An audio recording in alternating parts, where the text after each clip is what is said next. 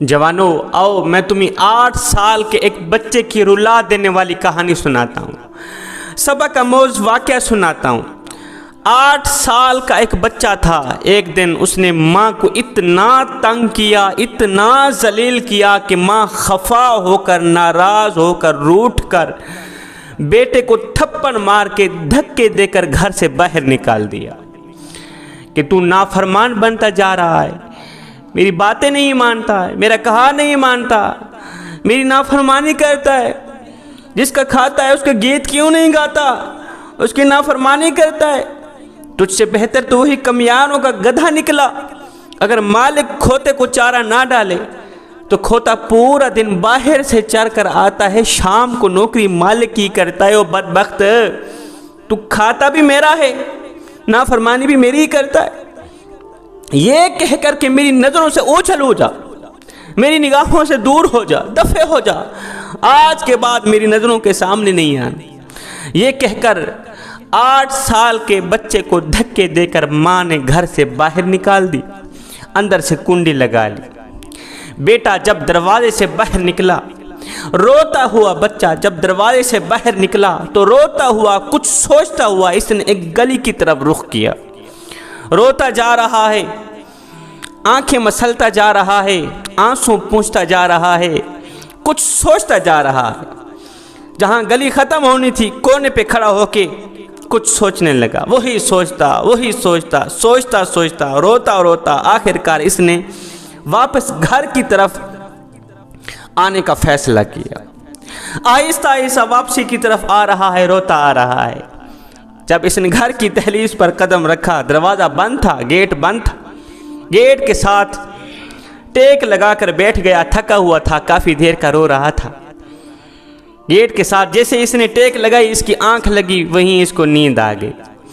تھوڑی دیر کے بعد کسی کام کے بہانے ماں نے دروازہ کھولا، دیکھا بیٹا سویا ہوا ہے، آنکھیں چھم چھم برس رہی ہیں، روتا ہوا بیٹا سویا ہوا ہے۔ ماں کا غصہ ابھی بھی ٹھنڈا نہیں ہوا تھا، کیونکہ اس نے ماں کو اتنا رولایا تھا، اتنا تڑپایا تھا۔ ماں کا غصہ ابھی بھی ٹھنڈا نہیں ہوا تھا۔ ماں نے کہا او بدبخت تو پھر آ گیا ہے، میں نے کہا دفع ہو جا، یہاں سے دور ہو جا، دور ہو جا، پھر میری نظروں کے سامنے نہ آنا، تو میری نافرمانی کرتا ہے، میرا کہا نہیں مانتا۔ اب بجائے دفع ہونے کے، بجائے دور جانے کے، بیٹا کھڑا ہو گیا۔ ماں کے سامنے کھڑے ہو کر 8 سالہ بچے نے کہا، ماں جب تو نے مجھے دھکے دے کر گھر سے باہر نکالا تو میں یہ سوچتا نکلا کہ میں آپ سے کہیں دور چلا جاؤں گا، میں بازار میں بھیک مانگ لوں گا، کھانے کے لیے مجھے کچھ نہ کچھ مل جائے گا، میں کسی کے جوتے پالش کروں گا، مجھے پیسے بھی مل جائیں گے، میں کسی کے گھر کے برتن دھویا کروں گا، کسی کے گھر کی صفائی کروں گا، مجھے رہنے کے لیے جگہ بھی مل جائے گی، میں محنت مزدوری کروں گا، میں ڈیوٹی کروں گا، میں دن رات کماؤں گا، مجھے پیسہ بھی مل جائے گا۔ ماں یہ سوچتا واپس آ گیا۔ میں نے واپسی کا راستہ اختیار کیا، واپسی کا فیصلہ کیا کہ میں بازار میں بھیک مانگوں گا، مجھے روٹی بھی مل جائے گی، میں کسی کے گھر کی صفائی ستھرائی کروں گا، مجھے رہنے کے لیے مکان بھی مل جائے گا، میں کسی کے جوتے صاف کروں گا، جوتے پالش کروں گا، مجھے پیسے بھی مل جائیں گے۔ ماں بس یہ سوچتے ہوئے واپس آ گیا کہ مجھے پیسہ بھی مل جائے گا، مجھے روٹی بھی مل جائے گی، پینے کے لیے ٹھنڈا پانی بھی مل جائے گا، پہننے کے لیے اچھے کپڑے بھی مل جائیں گے، رہنے کے لیے مکان بھی مل جائے گا۔ مگر ماں تیری جیسی ماں تو نہیں ملے گی، ماں مجھے ہر چیز مل جائے گی لیکن تو نہیں ملے گی۔ ماں یہ سوچتے ہوئے واپس آیا، مجھے کائنات کی ہر چیز مل جائے گی، دنیا کی ہر چیز مل جائے گی، مگر آپ جیسی خالص محبت نہیں ملے گی، آپ جیسا خالص پیار نہیں ملے۔ بس یہ سوچتے ہوئے میں نے واپسی کا فیصلہ کیا۔ ہائے، ماں نے بیٹے کو سینے سے لگایا، کہا بیٹے میں کون ہوتی ہوں تجھ سے ناراض ہونے والی، میں تجھ پہ راضی ہوں، تو میری نافرمانی نہ کیا کر۔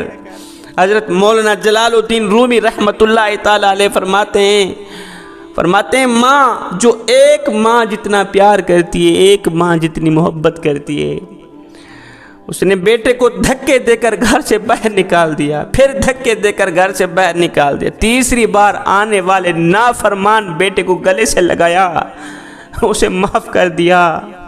نادانو، تمہارا کریم رب تو تم سے 70 ماؤں سے بھی زیادہ محبت کرنے والا، 70 ماؤں سے بھی زیادہ پیار کرنے والا۔ اس ماں نے تو بیٹے کو دھکے دے کر گھر سے باہر نکال دیا، تیرا کریم رب تجھے دھکے دے کر مسجد سے باہر نہیں نکالے گا، اپنے گھر سے باہر نہیں نکالے گا۔ تو جتنا گنہگار ہے، جتنا بدکار ہے، جتنا سیاکار ہے، ایک بار تو میری کریم رب کی چوکھٹ پہ جا کر تو دیکھ، ایک بار اپنا دامن پھیلا کر تو دیکھ۔ میرا اللہ فرماتا ہے، میرے بندے، میری رحمت تو تیرے بڑھ چڑھ کے انتظار میں، میری رحمت تیرے بڑھ چڑھ کے انتظار کر رہے، تیرے استقبال کے لیے کھڑی ہے۔ ایک بار تو میری چوکھٹ پہ آ کر تو دیکھ، اے بخشش کی حد نہ کر دو، مجھے رب العالمین بھی نہ کہنا، بخشش کی انتہا نہ کر دو، مجھے رب العالمین بھی نہ کہنا۔ اس ماں نے تو دوسری بار آنے والے بیٹے کو دھکے دے کر گھر سے باہر نکال دیا، میں تو پہلی بار آنے والے گنہگار کو بھی اپنی رحمت کی آغوش میں لے لیتا ہوں، اسے بھی خالی ہاتھ واپس نہیں جانے دیتا۔ میرا اللہ فرماتا ہے، اے میرے بندے، اگر میرے دروازے پر فرعون بھی آ جاتا، میرے گھر اگر فرعون بھی چل کر آ جاتا، جو اندر سے بھی کافر تھا، باہر سے بھی کافر، کالا کافر، خدائی کا دعویٰ کرنے والا، خود کو خدا کہلوانے والا، اگر وہ بھی میرے دروازے پر آ جاتا، میں تو اس کو بھی معاف کر دیتا۔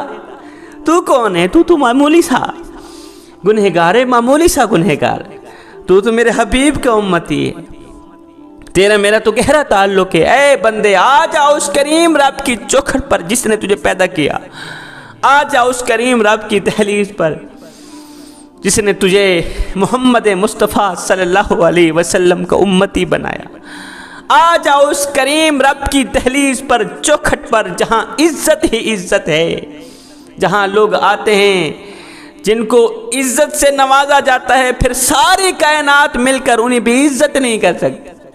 جن کو اس در سے عزت ملی ہے، ساری کائنات مل کر ان کا کچھ بگاڑ نہیں سکتی۔ تو آ جانا اس کریم رب کی چوکھٹ پر۔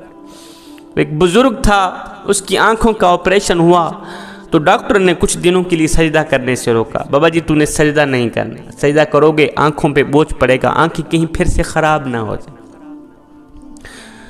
تو بزرگ کی آنکھوں کا آپریشن ہوا، ڈاکٹر نے کچھ دنوں کے لیے سجدہ کرنے سے روکا۔ بابا جی نے کیا کیا، گھر آتے ہی کھانا پینا چھوڑ دیا، کھانا پینا بند کر دی۔ گھر والوں نے پوچھا، بابا جی، اور ڈاکٹر نے تو آپ کو سجدہ کرنے سے روکا تھا، نماز پڑھنے سے روکا تھا، قیام رکوع سجود کرنے سے روکا تھا، کھانا کھانے سے تو نہیں روکا تھا، کھانا کیوں نہیں کھاتے؟ یہ سن کر بابا جی کی چیخ نکل گئی۔ بابا جی رو کر کہنے لگے، بیٹے میں کیا کروں، جس مالک کو سجدہ نہ کر سکوں اس کا رزق کھاتے ہوئے مجھے شرم آتی۔